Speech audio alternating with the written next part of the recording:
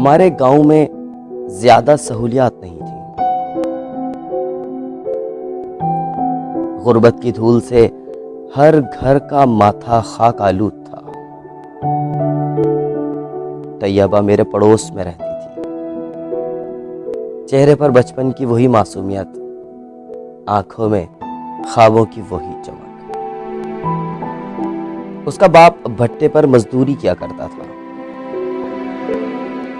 वो शाम को अक्सर मेरे घर आ जाती, ढेरों बातें करती, मुझसे टॉफियों की जिद करती, कुछ देर कच्चे सहन में मुर्गियों के साथ खेलती और फिर चली जाती।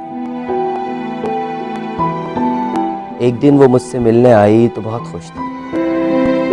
बोली, अब्बा मुझे शहर लेकर जा रहे हैं, बड़े जज साहब के घर में रहूंगी, अच्छा खाना भी मिलेगा और अच्छे कपड़े भी।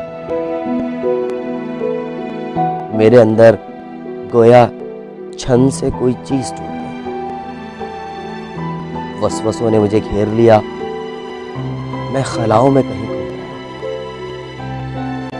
अचानक उसकी आवाज ने मुझे चौंका दिया।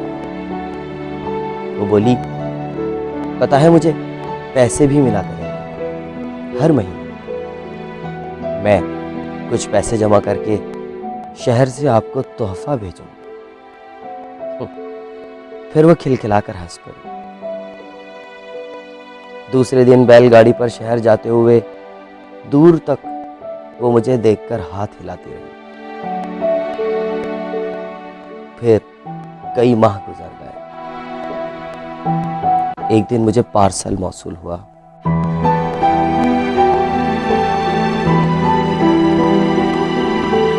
उसने तोहफा भेजा था,